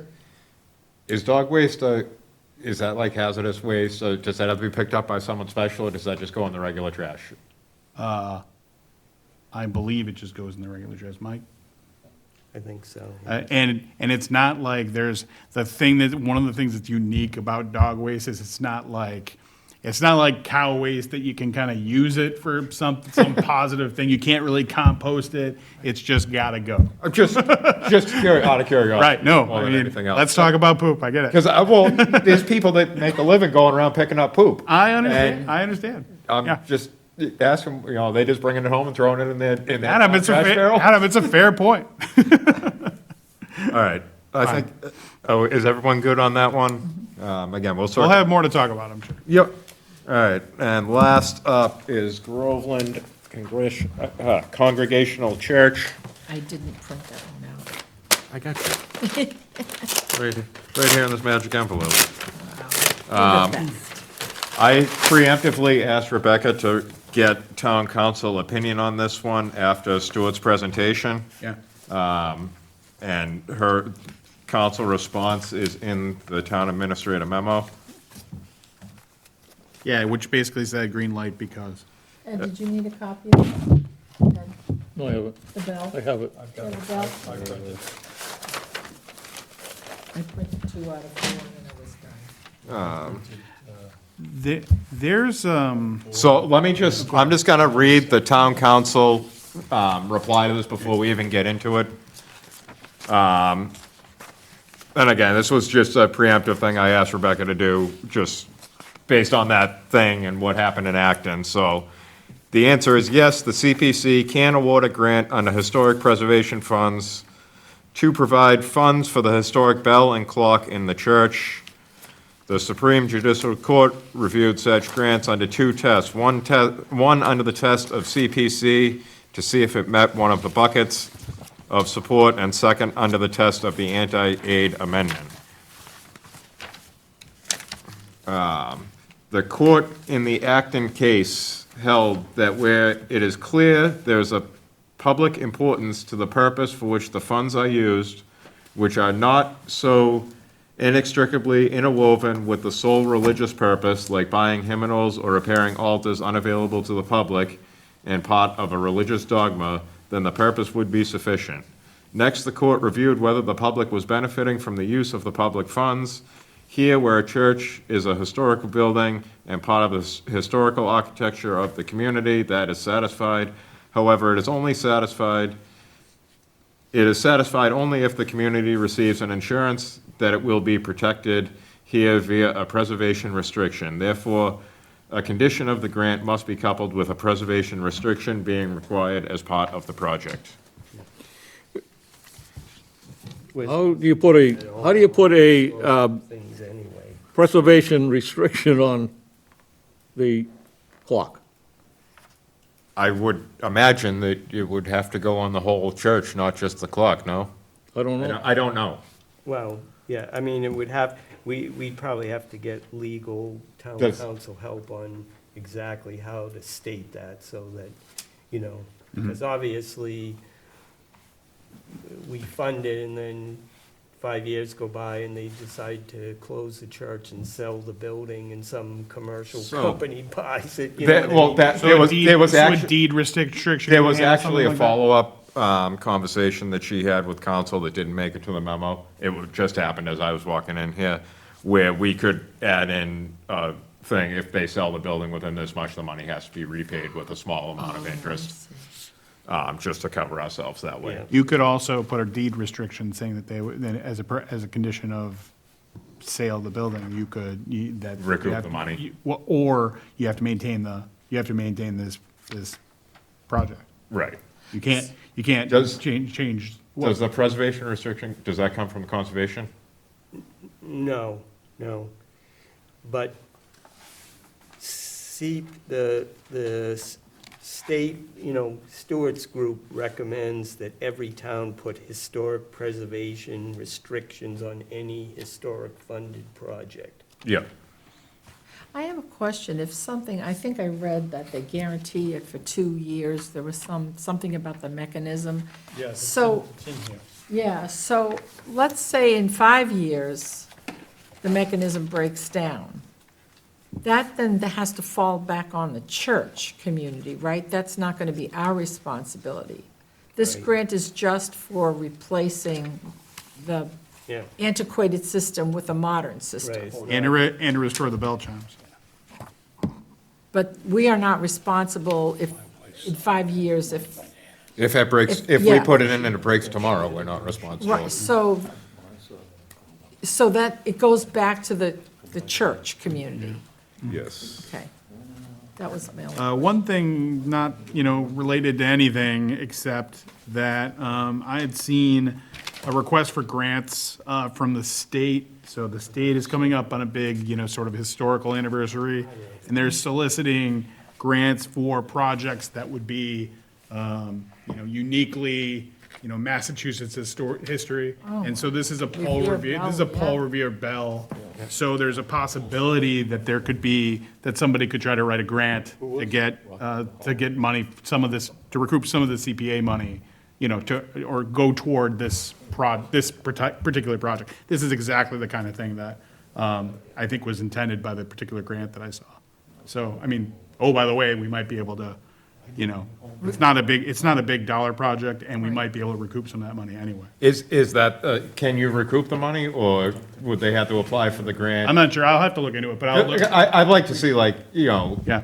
maybe even meet us at, a match of sorts. Like, Right, this is a real slippery slope to me, given to one church over another, like, I don't, I'm Well, like. this is the Paul It gives Revere me the Bell icks, Church. and I Yeah. don't like it. I get it. On the face for that, giving public money to a private church, and it's one denomination, and there's 10 other churches in town that I'm sure they all want 25 grand too. I was wondering if we could, in conjunction with awarding a project like this, have the church agree to make the area public, a little more public, or have some sort of public ability, like someone who's not church affiliated to come look at the stuff and see how great this cool Paul. I'd like to see a Paul Revere. Well, no, exactly. So like, the concept being that this is something for the town, and so the town should have a tangible Even, benefit. perhaps even visiting hours of sorts to Yeah, to like check it out. something like that, because, again, the idea is, oh, hi. I have something to say about Paul Revere. It used to be exposed. Come on up, do the thing. You know. Come on in, if you wanted to be like that. I welcome you. Let's put it this way, you're right, and I just really. Gonna fall into this. You're doing a fine job. Claire Walsh, 478 Main Street. As far as the bell goes, it was exposed until, it must have been about, I don't know, 10 years ago now, Mike. Yeah. And the church was hurting for money. So they made some kind of an arrangement with one of the cell companies. And so now it's all enclosed. The whole bell is all enclosed in the steeple, okay? So you really can't see any of it. Which it really is too bad. But I got up there myself with a couple of people, and it's pretty neat. It really, really is. Is there a way to open it up so people can see it, like it would be a tourist attraction? Not if they built. it. No, there's 3 flights. There's It is what three. it is now. So they built There's it up. 3 flights of stairs. Okay, the first flight's good. Second flight, not so good. Third flight is like you're going into a hayloft. So it's dangerous. Yeah. It really is. Could you build like a platform across from it so people could view it? No, it's all enclosed. It's So all you can't even- enclosed. You can't even, You can't see it. We do have in our PowerPoint of historical places in Groveland, we do have bell pictures of the bell before it all got closed up, and it's really incredible. It really is. Is it the thing that, is that the bell that rings when they ring the bell? Yep. Okay. Yep. Yep. So you can hear it? I've been up there. Yeah, we used to hear it all the time, we lived across the street. Basically, the history is that entire bell tower and steeple are supported by 4 50-foot wooden columns that go from the ground up. Yeah. And, Crazy. Could you And- imagine that nowadays? oh, no. But, You're not. when I was on the fire department, we went up and looked out on the end of the second stair. You can see the attic, the drop ceiling above the sanctuary. How are we gonna fight a fire if this ever got up in here? Yeah. And then I went all the way up to where the bell tower is. And luckily I didn't have a winter jacket on because your shoulders are rubbing. Claire, you might be able to squeeze through there, but I was a little thinner back then. I managed to get through there, but you're talking stairs this wide. Some of them were only 6, 8 inches tread. When you get way up there, it's really tight. Yes, it is. Really tight. And so it is a historic piece. But we can't use it. You can use it, you can listen to it, You can listen to it. but other than that. But you can't see it's- Paul Revere's bell. They Take they the thing down and put it on ground level outside. Yeah. They Then it doesn't actually- ring. But then you better add 2 zeros to the budget. Oh, yeah, no doubt. they actually rang it 39 times last week. Oh, nice. Do you remember Mrs. Gray? Marie Gray? Yes, teacher yes. at Agnell. She used to do a tour of Groveland for second graders, and my daughter actually rang the bell. Is that right? We went up to Yep. the steep, Wow. yeah, it was pretty Wow. cool. But those, But long she time had, ago, you rang it using the pull cord, yes, not the automatic no, it was the hammer rope. that's shown in this supply. Yeah, no, and this- you're right, you're absolutely right. So if you watch the latest edition of the Groveland Community News. Oh, nice shameless plug, Mike. We Yes. get 'em where we There's can. a very good tour going up to the steeple where the clock is, and you can actually even see the clock that they want to replace. So that wouldn't be a bad idea to watch that to get a little bit better idea of what they're talking about. But And I can find that on YouTube, on the Groveland TV channel, Yes. as well as Yes. repeating on Channel 22? Yes, yes. What's up, Groveland and Absolutely. Go at 'em. But the other thing that I wanted to say is the community benefit of this. I think it's great because this is a clock in town that not only can you look at and see what time it is. I know most people are walking around with their phones to see what time it is, but, just going back to a time where people were looking at analog clocks, there it is. It's going to actually be working. And the other thing is that it will restore the chimes on the bell. So depending upon how they choose to do that, whether they do How it do the every. neighbors feel about it? Yeah, I don't know, it could just be once a day or whatever. But, those are two benefits that if the clock were in a firehouse tower or some other town tower or this historic building tower, would all be the same. So that's why I find, even though I think we should look more carefully at church proposals, that I wouldn't have any trouble with this one because it's clearly a benefit to the town. There's one big, very historic point on that bell, in doing research, and I have a book on all of Paul Revere bells, all of them. And this is the oldest working, and it's here in town. It's here. Be amazing. So it's important, very important. All right, in the interest of getting out of here. Yeah. Not to cut it, anybody else have any more comments about the church bell? Basically, it presents here that I guess the parishioners or somebody is gonna take the old bell mechanism down. And then they're gonna try and restore the bell chimes, and then it'll be stored by the Historical Society. Is that cost? Well, I just found out about that. Oh, so you get volunteered before you knew it? Well, they just think it's a good place for it, I'm not sure exactly where it Yeah, would go. but the only thing is, The old mechanism, you mean? Pardon? The old mechanism would go to the historical commission? Yeah. Okay. Society. Maybe in Oh, but the then, museum. who's gonna pay for that? And then they said there's $4,000 set aside to get electric up there, but if you take a look at the pictures, There's clearly electric up there. the electric is up there, you got a light, you've got an electrical line running to the bell mechanism, and you have an electrical line running to the hammer, and it's even labeled 120 volts AC. So, maybe it won't be the $4,000, maybe you just need a simple disconnect or something, but, Maybe they could make a deal with the cell company. yeah. The cell company's got its own power, because they can't have any cross interference that'll affect the signal. Okay.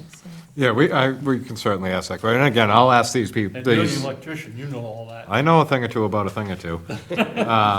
I will ask them to come to the next meeting and answer these questions. Yeah. I feel like that's a good use of time. All right, so, all right, now we go into the town administrator update and the open projects. So, open projects, New Mill Pond Phase 1 cleanup and land survey update. Project manager reported there were no changes in this past month. Next steps, we'll work with the town administrator to hire a surveyor to complete the land survey task. $7,296.09 remain in that project. Next project, Crosstown Recreational Trail. No changes the past month. Next steps, we'll work with the town administrator to potentially hire a trail design company. And there's $18,000 still allocated for that. After that, we've got Washington Hall paving and hydroseeding. No update from project manager. Claire? We haven't done anything with that yet. Nothing to do? All right, so there's $9,182 left on that project. Pine Skate Park, the consultant, Spawn Ranch, is finalizing the construction documents with the project construction expected to begin spring 2025. They will be sending over plans for review in the next few weeks. That has the full $450,000 budget remaining. Planting and preserving historic trees. Update, met with landscaper and received an estimate for mulching and brush removal along Washington Street buffer. Next steps, we'll submit estimates for landscaper and sign company for approval by the town administrator. And there is $42,052 left on that budget.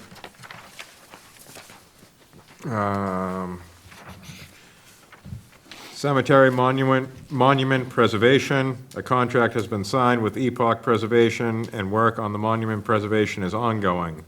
The company recently requested an extension, explaining that some gravestones are in much worse condition than initially anticipated. While we are exploring options to continue to work through the winter, such as tenting, heating, and completing certain tasks off-site, it is likely the final repairs will need to be extended into next season. The project is now expected to be complete by the end of 2025, and the town administrator is overseeing the project. $11,230 remain in that one. Community garden, update. Kurt Habel of Family Farms met with the Groveland Conservation Commission in November 2024. Next steps, outreach and initial plans, and the full budget of $4,950 remains. Washington Hall on the National Registry, project manager did not report. Project manager happens to be sitting in the back of the room. We have submitted everything we have to the state, okay? They're reviewing it. It went in last month, Okay, so so it's gonna take them a bit. So all required, I'm just going to repeat it just so it goes out to the world. All required documentation has been sent to the state in December, and you're awaiting their response? Correct. Thank you. And the full balance of that $6,600 still remains. Pines Shade and Seating. We are working with the Highway Department on placement of the structure and benches and coordinating this with a recent donation of a bench by a community member in memory of their family. The full allocation, $21,426 still remains. Town clerk, scan docs, update, the town reports scheduled for digitization are boxed and labeled as requested. As of January 9th, our point of contact had a meeting scheduled and will send a sample form for Groveland to complete. Once received, the document will be completed, returned, and a pickup date will be scheduled. The payment schedule will be confirmed at that time. Next step, eBiz production schedule is full. They will reach out with a pickup date once their schedule allows. And the full $33,000 budget for that remains. Perry Park design phase, update, survey is complete, and the consultant begins to draft conceptual plans for review and schedule public engagement session. $23,003 remains in that budget.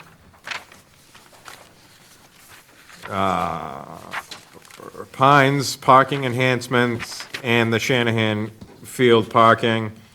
This project is well underway with the parking lot at Shanahan Field. The contractor has graded sub-base gravel throughout the proposed parking and drive aisles. Loam has been placed and graded in landscape areas around the perimeter of the proposed lot. Grading for the ramp and additional parking has begun at the Pines. The latest field inspection report from TEC is attached in the back of the memo. And that has $557,145 left in the budget for the Pines parking enhancement and $837,837 left in the Shanahan Field parking creation. All right, and that concludes the open project update section. And then we've got just a note from Rebecca, something she would like to see. To ensure the proper stewardship of community preservation funds, it is essential to implement an organized and transparent system that provides both financial controls and oversight. The use for purchase order system can significantly enhance this process. A purchase order system ensures that expenditures are pre-approved, which helps to avoid unauthorized or unanticipated spending.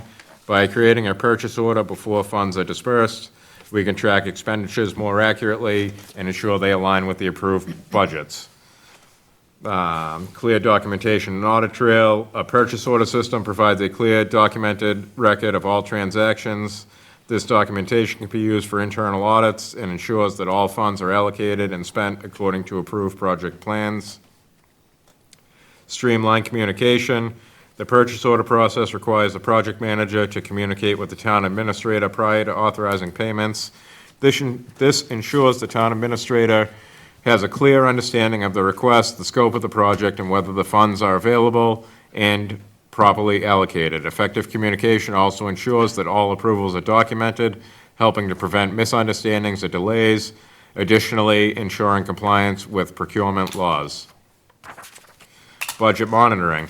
The purchase order system helps in closely monitoring project budgets, ensuring that funds are used as intended. This provides an opportunity to flag any potential budget overruns early in the process, allowing for corrective action to be taken before significant funds are committed. For the purchase order system to function efficiently, it is critical that project managers communicate effectively with the town administrator when requesting authorization for funds. The following steps outline the communication process. Project manager initiates the request before any funds are dispersed. The project manager will submit a request for payment through a purchase order, detailing the specific work or materials involved, the associated cost, and the project timeline.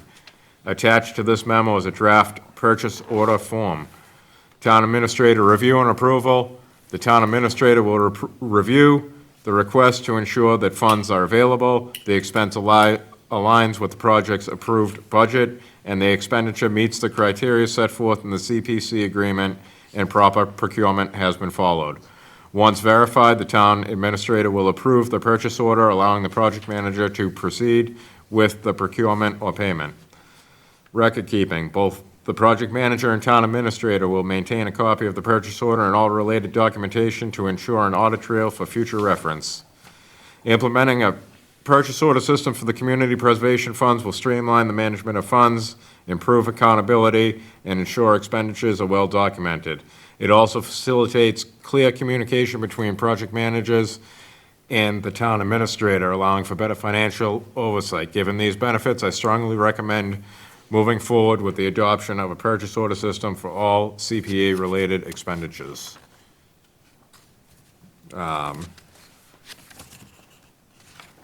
The end. The only, I wholeheartedly agree with that, too. Yeah. Yeah. the only thing I think that she's left out is requirements under state 30B. She has no mention that of here of that. So typically, especially, I think her guideline is typically now about $5,000.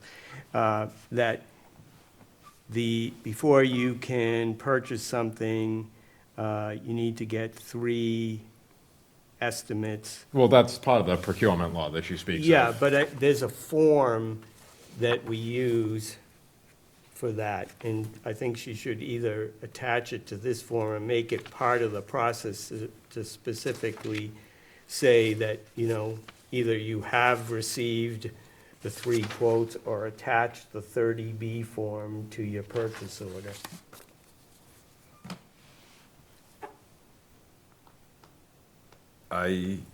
So if we just. I'm kind of looking at this from both sides. I'm processing. Bear with me for a second, but, I would think at that point, because not every expenditure is going to require one of those forms. Right, this could be, buying a bench to put at the community trail. Yes. It's $300. I'm Yes. buying it off Amazon, see you later. So I guess if they submitted something and they wanted to spend $5,000, I feel like she could say, okay, here, you have to do this form of it. I don't think we need to convolute the form and make it any harder than it has to be, is my initial, reaction to it. I don't think it would hurt to put on there, because especially if somebody doesn't know anything, if they've never experienced purchasing No, but for the again, town, this is gonna be and you work. come in with one estimate, you go, here, this is what I want, this company ABC told me it would only cost $2,500, and then, you know, you gotta go back to the drawing board before you even begin to make a decision on which one you're gonna choose. Yeah, Well, regardless, you're working with Rebecca on the process anyway, and I would if you imagine come, she if you would come to say. her, she's gonna tell you what you need to do. But yeah, I hear what you're saying. To me, this is kind of like, Could go this either is kind of like the monthly update, keep it simple. Yeah. Well, the proposed thing is more than what we have now. I would make the motion to adopt a purchase order system, and, you know, kind of, I would say more we can kind of, if we need to tweak, we can tweak. I would say move forward with this, and if tweaks are needed, we can address them as they come. I think that makes sense. So I'll make the motion to approve the purchase order, how do we call it? Purchase order system for all CPA-related expenditures. I'll second. All those in favor? Aye.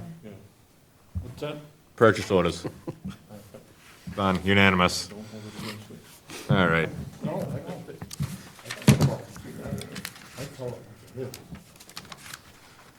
All right, so now we need to set the date of the next meeting.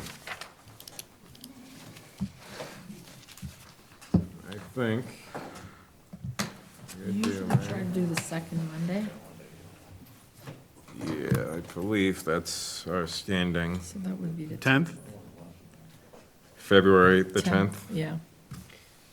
Is that that's not a the- holiday, That's right? the second, no, the 17th is No, President's Day. President's Day is the 17th. Yeah. All right, so it's, Is that school vacation week? No, the 17th President's Day weekend. February 10th, I'm looking at So the 10th is good. I'm sorry, what day do we say? February 10th? February 10th, 6:30 PM Okay. in here. I will try and reach out and see if we can't get a 46 Washington Street visit prior to that, or maybe it's that day earlier, I don't know. We'll kind of see how that works out. And I will also invite the applicants if they'd like to speak on their projects. So if you have any particular questions, if you'd like to get them to me ahead of time so that these people can come prepared with answers, I would appreciate that. When you set up the meeting, we go through the building update, you should post a meeting. Absolutely. All right, next up, we have approval of minutes. They have not made it back yet. Little hiccup with the person transcribing was away for the holidays, so we'll circle back to those next meeting, if everyone's okay with that. Do we need a motion to do that, or? No. Doesn't hurt to make it. All right, any other items not reasonably anticipated? Patrick? None. None? Linda? No. Mike? No. Me? No? Elaine? Kim?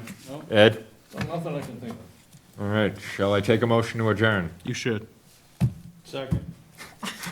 All in favor? Aye. Aye. Aye, the end.